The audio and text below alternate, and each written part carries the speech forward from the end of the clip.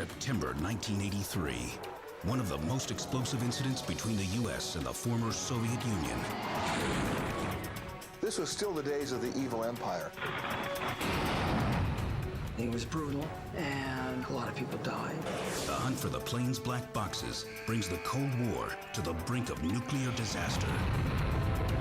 Getting those black boxes was key, and whoever got there first won. A firestorm of controversy that smolders to this day. Those people disappeared. That's a fact. Was it a spy flight? Possibly, yes. Well, I think that's ridiculous. What is the truth behind the fate of Korean Airlines Flight 007?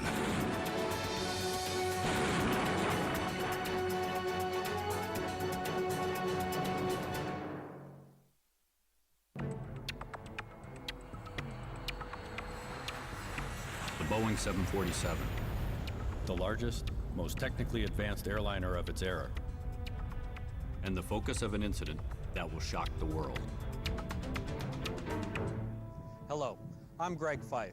During my 20-year career as a lead investigator with the National Transportation Safety Board, I directed the inquiry into a number of airline accidents, many of which had their own distinctive characteristics. But of all the accidents that I'm familiar with, none was more baffling or tragic than the one involving a Boeing 747, much like the one behind me, Korean Airlines Flight 007. What distinguishes 007, not including its unusual flight number and the James Bonding element of that, is that there are so many unanswered questions. Some of these issues remain unresolved to this very day.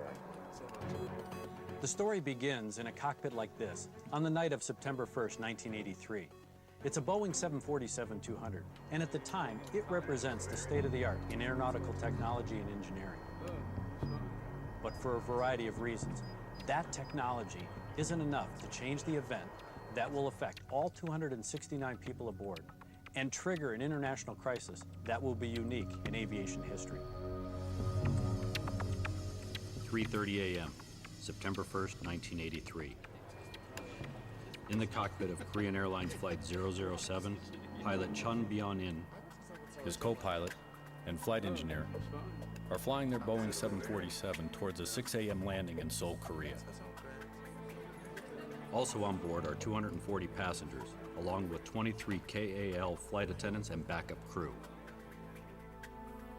Among the passengers is American Alice Ephraimson, a 23-year-old undergraduate student on her way to teach English at the People's University in Beijing.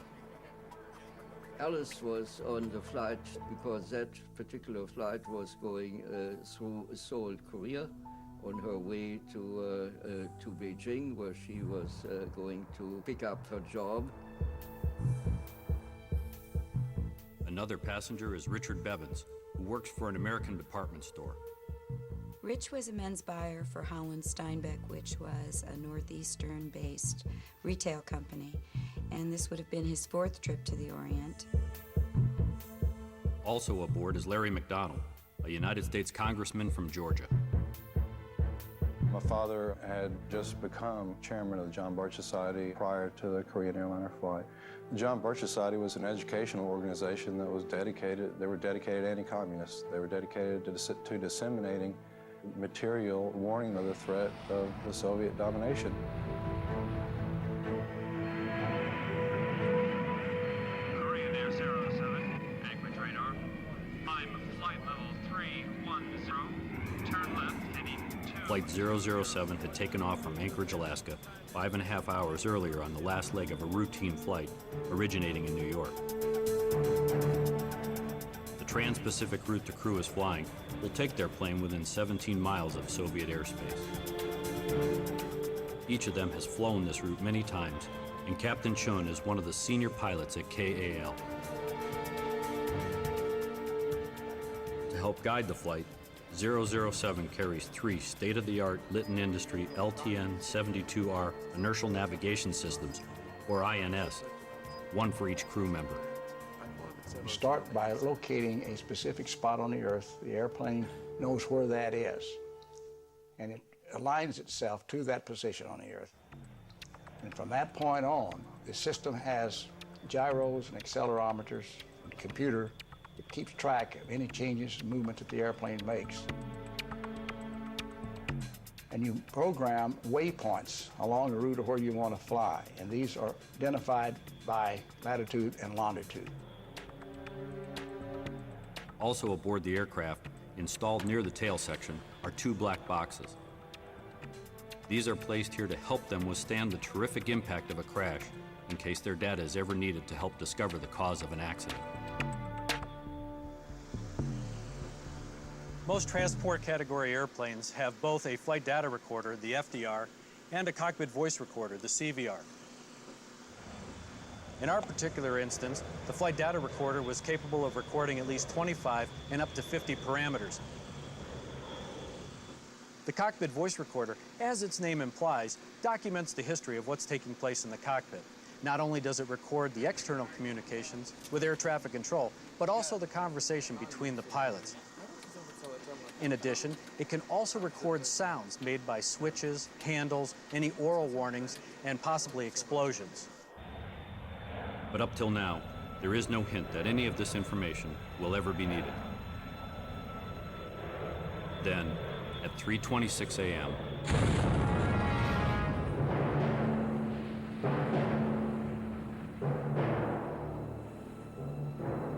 in the days and years ahead, exactly what happens to Flight 007 and why will become the focus of intense speculation and extreme controversy. The little that is known about 007 is that somehow, during the flight, it disappeared from radar and other surveillance means, strayed some 350 nautical miles north of its planned route, and penetrated Soviet airspace, not once, but twice. At a time when Cold War tensions between the United States and the Soviet Union are near an all-time high, the airliner also overflies some of the most sensitive Soviet military installations in the Far East. This was very much the days of the evil empire. Détente was not part of the vernacular at all. Nobody was being nice to anybody. However, without data recorded by 007's black boxes, several important aspects of the incident cannot be resolved with absolute certainty. Could the plane possibly have been on some sort of intelligence gathering mission for the United States, as many, including the Soviets, will claim? Or is the episode simply a purposeful act of barbarism by a repressive regime, as asserted by the U.S. and numerous others? Most of the world outside the Soviet Union has heard by now of the Korean flight 007. Well, I think it reminded us that it was a brutal system, which we should be cautious about. Let's put it that way. It is partly to answer these questions that the Soviets, the U.S., and America's ally, Japan, rushed naval and air units to the coastal waters off Sakhalin Island, where Flight 007 disappears from Japanese radar screens. Getting the black boxes was key. Both the United States and the Soviets launched a search and recovery operation. Whoever got there first would find out maybe what they already knew, but they didn't want anybody else to know. Little wreckage is found, and no survivors accounted for. This makes recovering 007's black boxes even more important. With the battery life of the echolocation equipment on the black boxes limited to approximately 30 days, everyone involved knows that time is of the essence. When you submerge one of them, it gives off a ping, a sonar echo, if you will. You gotta find that ping, or you're never gonna find that box.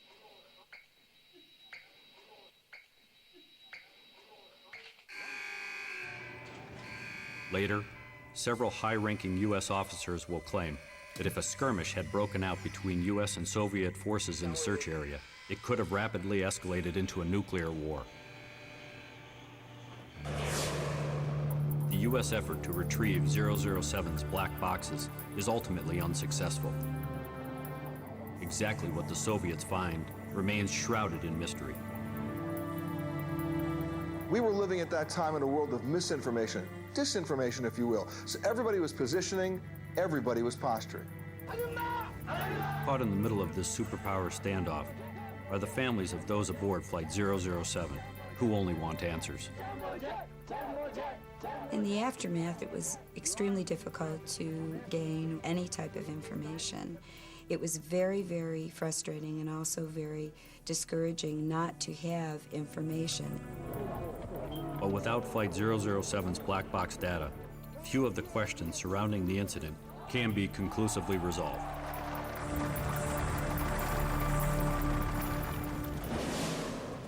One of the results is that several competing theories about what really happened to Flight 007 soon emerge. Some of them are so incredible they could have come right off the pages of a best-selling spy novel.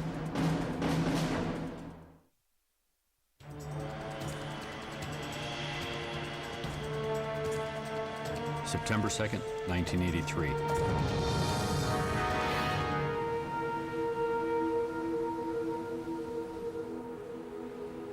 The day after Korean Airlines Flight 007 disappears over the Soviet Union's Sakhalin Island. After enduring hours of agonizing doubt about the fate of their loved ones, the families of those aboard the airliner finally begin receiving the news that none of them want to hear.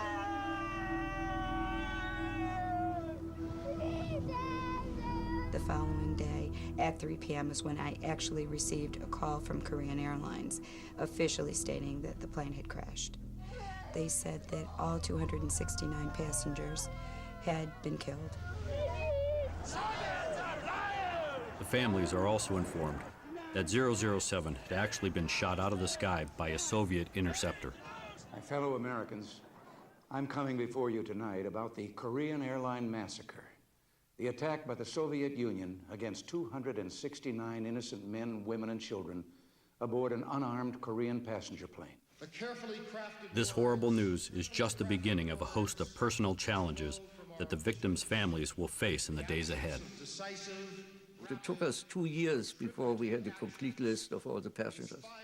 And inasmuch as our tragedy was a very political one, and nobody really was very comfortable to address it. So we decided to form a family association in Japan, Korea, and the United States. This is the first family association ever formed in the wake of an air disaster. They will eventually become deeply involved in the attempt to uncover the truth about what happens to the airliner. But at first, the efforts to recover the bodies and effects of loved ones from the Soviets meets with little cooperation. The Russians at this point had no way of knowing whether or not this plane was on a spy mission or not. I mean, they really didn't know. They had to find the debris. They had to examine every single piece of debris. And in the end, 6 crates of material were returned, but it took a while to get them. This material consists of small fragments of debris from the plane, along with several pieces of clothing and personal items from those aboard. The personal items are particularly important to the victims' families, but incredibly are never actually returned to them. In our case, it was especially, and remains to this day especially important, because we never got a body back. So the only remembrance would be actually a personal effect. But I think for many people, having something in the absence of bodies means a lot, even if they don't look at it every day. Since the tragedy, many people have wondered how come so little wreckage is found, and why it is so fragmented. It's hard to imagine how an aircraft that weighs over 350,000 pounds can disintegrate into parts no larger than a subcompact car.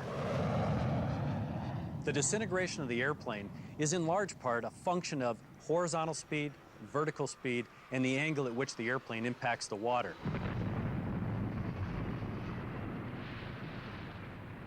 The steeper the angle, the greater the vertical speed, the higher the probability is for a catastrophic result. While the families of those aboard Flight 007 continue their quest for information, they are also fighting a legal battle. In fact, on September 2nd, 1983, the day after 007 is shot down, attorneys in the U.S. file lawsuits against Korean Airlines And during the pretrial process, some very interesting facts come to light. We were able to have Korean Airlines disclose a memorandum that it had about practices or policies that it wanted its crews to follow in terms of fuel conservation or in terms of departing through airports with INSs that were not properly programmed. The entire issue of KAL's policy regarding fuel and misprogrammed inertial navigation systems will ultimately be a major factor in the trial. As even after that, the intruding aircraft did not obey and tried to escape. In the meantime, the war of words between the U.S. and Soviet governments continues to escalate. The United States reacts with revulsion to this attack. Loss of life appears to be heavy. We can see no excuse whatsoever for this appalling act. The real picture of organizing this provocation against the Soviet Union will become known to the people. Americans were shocked by the episode and appalled by it. We thought it was a dreadful way for the Soviets to behave. America was outraged. The international community was outraged. Longshoremen on both coasts were refusing to unload Russian goods. Bar owners were smashing bottles of vodka. This was the biggest flare-up in the Cold War since the Cuban Missile Crisis. And the first thing I want to say is I think that that ship over here in the harbor ought to go back where it came from.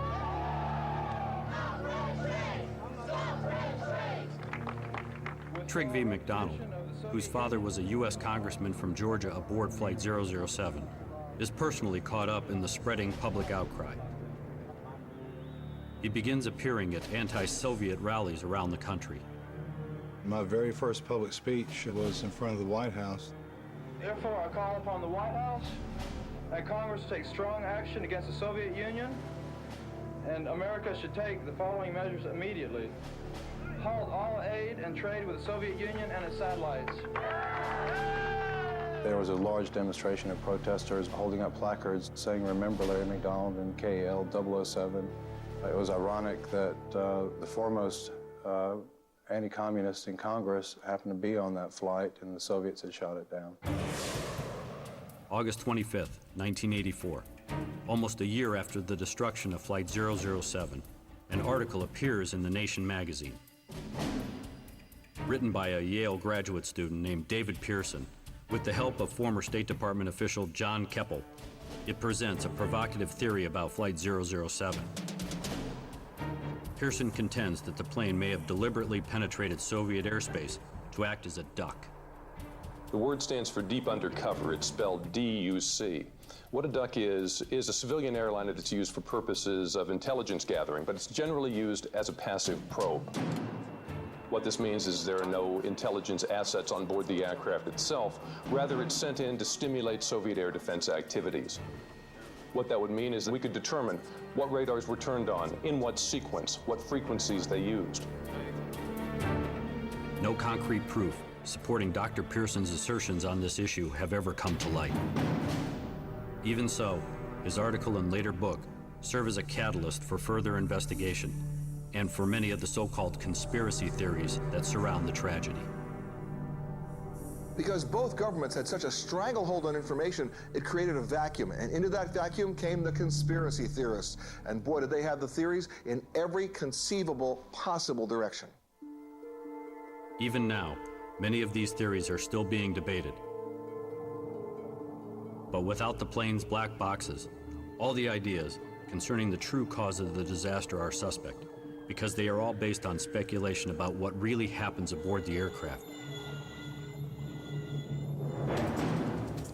Then, in 1992, nearly 10 years after the airplane is shot down, an event occurs that will finally be the key to unlocking the mystery of Flight 007.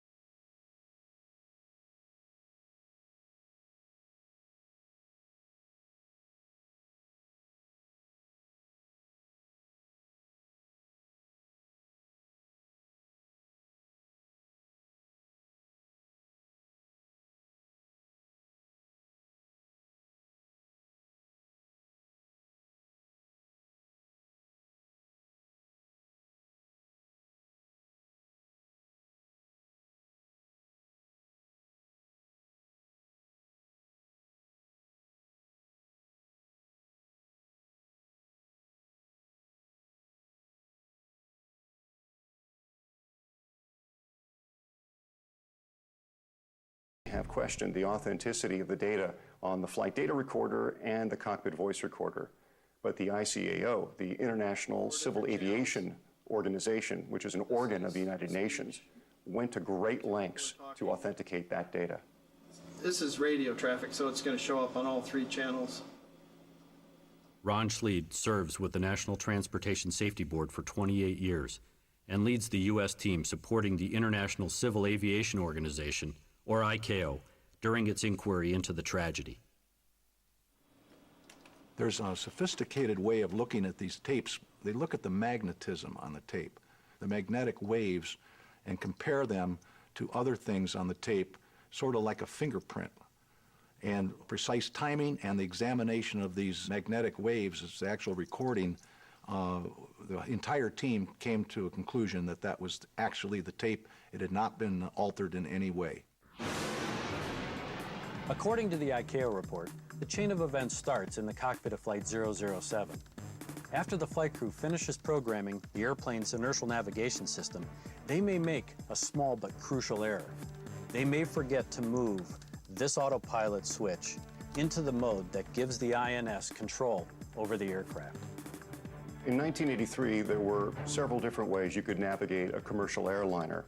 There was LNAV mode, which is longitudinal navigation, where the INS will fly along a route of waypoints. And there's also heading mode, where the flight crew selects a heading and the airplane maintains that heading until the crew changes the direction. This particular model 747 was an older model. It didn't have a lot of the features that modern airplanes have. There was no enunciator on the forward panel identifying what mode the navigation selector switch was in. So when they're in the heading mode, they would have to look at the switch. Now, procedures were to switch to INS, but procedures are not always followed by pilots. This error leads the aircraft to fly a constant magnetic heading of 246 degrees instead of the course that's programmed into its INS. The steady compass heading is confirmed by information on the plane's black box flight data recorder. The flight recorder showed that the aircraft was on a heading roughly 246 the entire duration of the flight. During the full 5.5 hours of the journey, ICAO contends that the crew never realizes 007 is off course. Part of the support for this is supplied by the airliner's black box flight data recorder, which demonstrates the crew never attempts to make any course corrections. There was no indication on the angle of bank that on the other parameters on the flight recorder that the aircraft ever banked or made any turns. But many observers disagree with this position. The pilots knew exactly where they were and what they were doing. The pilots knew from the beginning when they could not calibrate their instruments over the first waypoint. Under the rules and regulations, they were obligated to return to anchorage to recalibrate their instruments. They did not do it. According to this view, the reason 007's crew continues on their current track is because they fear disciplinary action due to Korean Airlines' strict policy regarding the wasting of fuel. In 3 incidences in the year before KAL 007 was shot down, his crews had departed the departure airports with fully loaded 747s and had not programmed the INSs correctly. They recognized that when they got aloft, had to dump all the fuel, come back around to the departure gate and reprogram the INSs in order to properly conduct the flights. That's very expensive in terms of loss of fuel, and so KAL put out a memo that said that the next time a crew departed an airport with the INSs improperly programmed, that they would be severely sanctioned, meaning fired. Another area of controversy is whether 007 is tracked from the ground by U.S. radar and should be warned that it is straying into Soviet airspace. If the United States government, with all of its tracking systems, is claiming that none of their people knew that this plane was off course for more than 5 hours, that amounted to a massive failure in our intelligence system. However, other people reject this idea. There simply were no U.S. radars in that area that could track the aircraft. and I can't tell you about the Sakhalin area because I didn't fly there, but where the KAL-007 penetrated Soviet airspace off of Kamchatka, there's no U.S. radar coverage of that area. Over time, many aviation experts have accepted that the airliner is off course accidentally, and that it is never tracked by U.S. radar during its flight. But both of these issues are still hotly contested.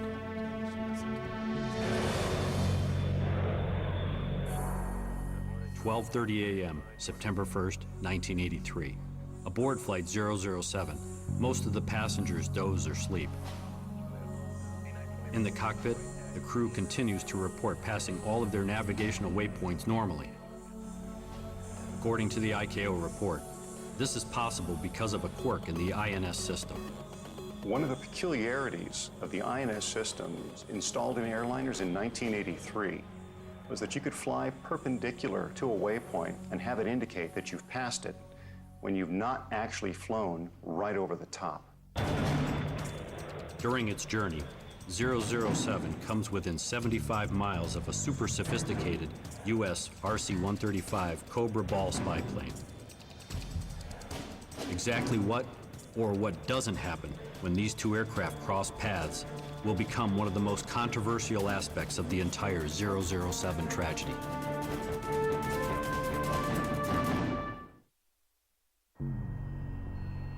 "1 a.m., September 1st, 1983. Just a few hours previously, Korean Airlines Flight 007, carrying 269 passengers and crew, takes off from Anchorage, Alaska on its way to Seoul, Korea. In the aircraft, all indications are that the passengers and crew are unaware of a probable navigational error that is sending them towards the Soviet Union's Kamchatka Peninsula. The reason for that error?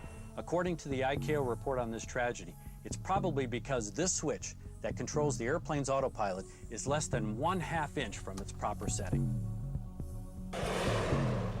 But before Flight 007 penetrates Soviet airspace, it comes within 75 miles of a U.S. RC-135 Cobra Ball spy plane, which is reportedly in the area to observe the test of a new Soviet ballistic missile.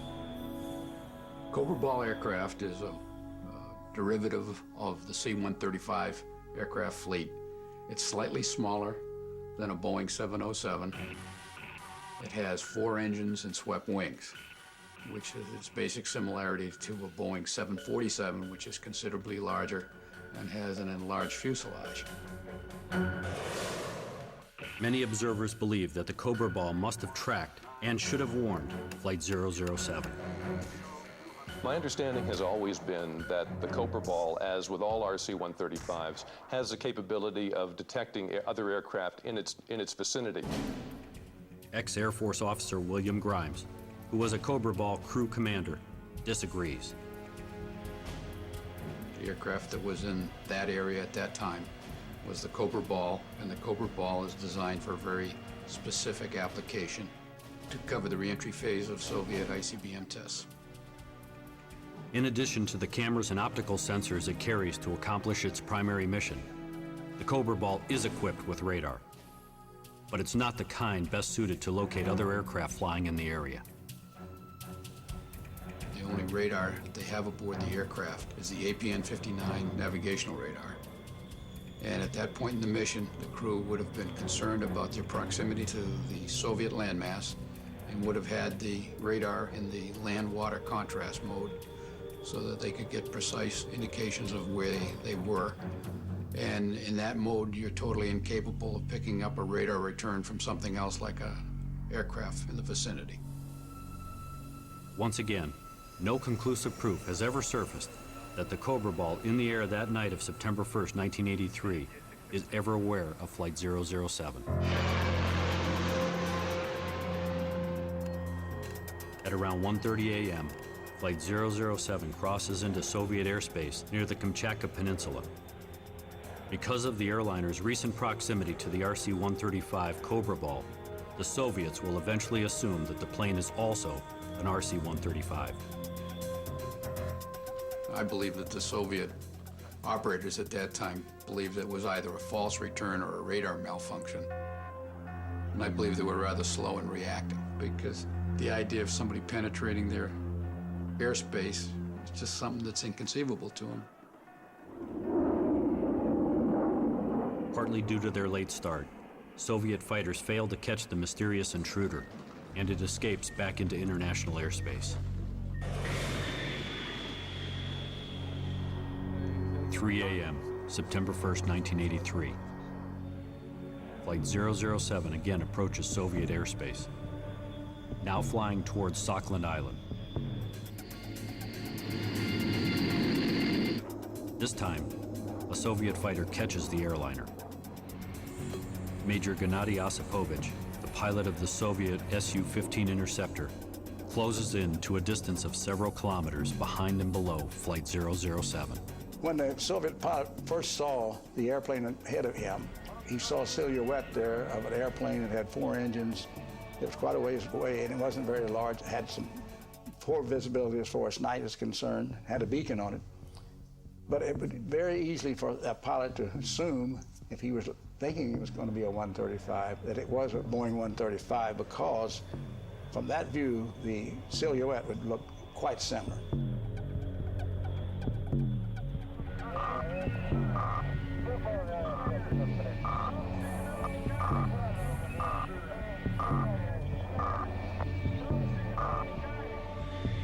Osipovich is instructed to fire warning shots at the airliner. For these to be effective, his airplane had to be equipped with tracer rounds. These have a flare or trail so that they can be seen against the day or night background. He claims there were no tracers on board, and if there were no tracers on board, the crew of 007 would never have seen them.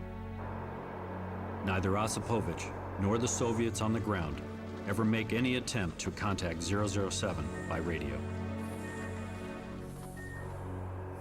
The fact that the crew is completely unaware of the Soviet fighters is clearly indicated by their casual conversation during the time of the intercept, which is taped by the airliner's black box cockpit voice recorder.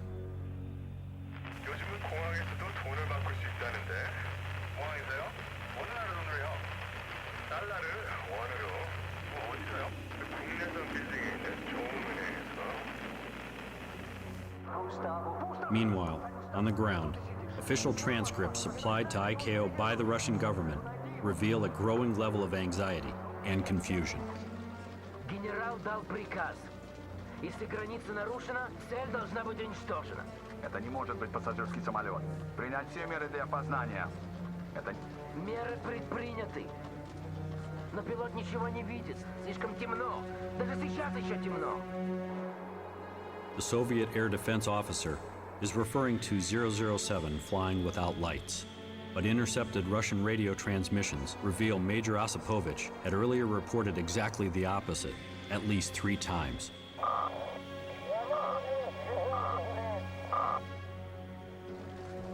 Why the Soviets make this mistake remains a mystery. Its consequences are deadly. Добро. Меры предприняты. Если нет огней, это не может быть пассажирский самолет. What happens next will stun the entire world, and the whole episode will be captured on Flight 007's black box voice recorder.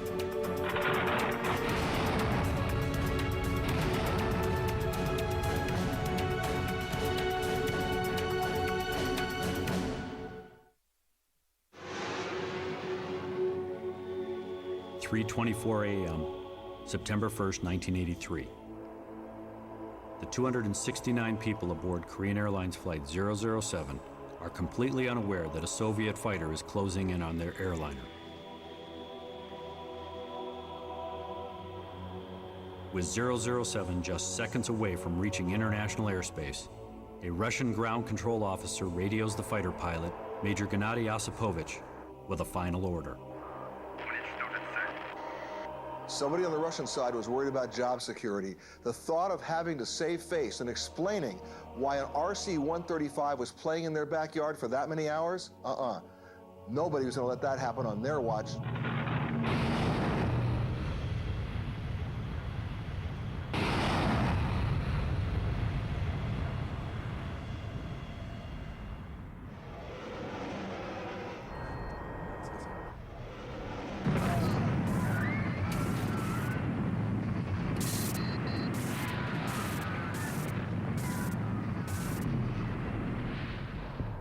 Major Osipovich radios his ground control officer with a terse report.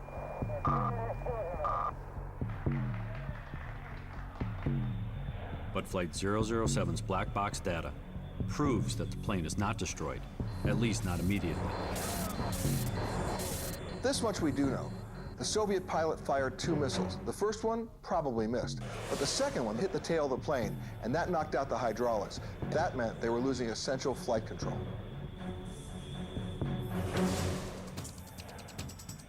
Despite the damage, the crew of 007 tried to maintain partial control of the aircraft. They tried desperately to bring the aircraft out of a slow descending spiral from 30,000 feet.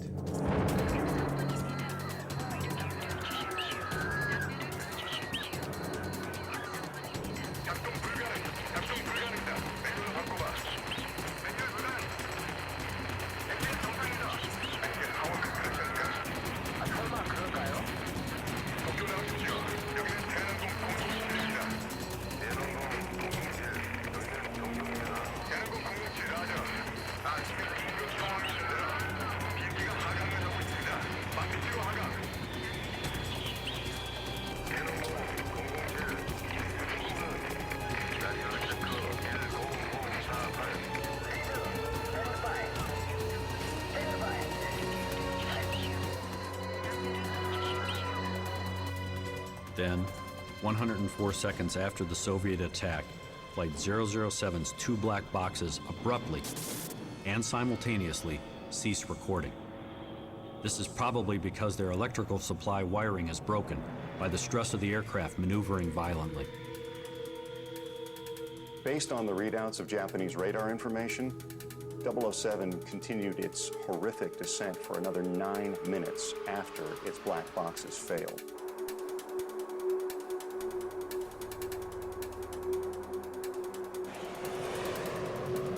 Finally, the airliner plunges into the sea, apparently killing all 269 people aboard.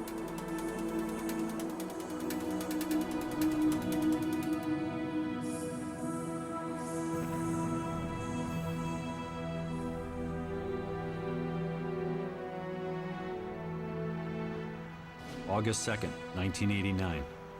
Nearly 6 years after Flight 007 is shot down, the trial between Korean Airlines and the families of those aboard the airliner finally comes to a conclusion.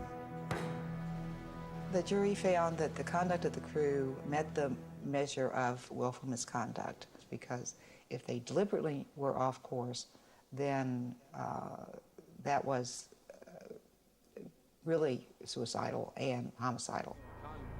If they did not know that they were off course, then they did not do what they were supposed to do for 3.5 hours, and they awarded $50 million in punitive damages. The $50 million award is later reversed by an appellate court. It takes many more years of legal wrangling, including several decisions by the U.S. Supreme Court, before any money actually reaches the families of the victims. It was about 10 or 12 years before any settlement came forth, and by that time my children were definitely grown. It was very difficult and very challenging for many, many years to be a single mom. I found myself in the middle of graduate school. Throughout that entire time, the priority was maintaining the quality of life that we needed to have. Other family members faced their own difficulties. It ended up essentially taking up nearly a decade of my life. And from what I had thought that I would be going to med school, those plans were never realized. I have since gone on to finish my bachelor's and a master's, and now finishing up my PhD at the Institute of Ecology. Most important issue is what happened to the bodies. There has not been a single accident where bodies have not been recovered, body parts have not been recovered. And so it is incomprehensible that this should not have happened in KR 07. As long as I live, you know, I will keep asking.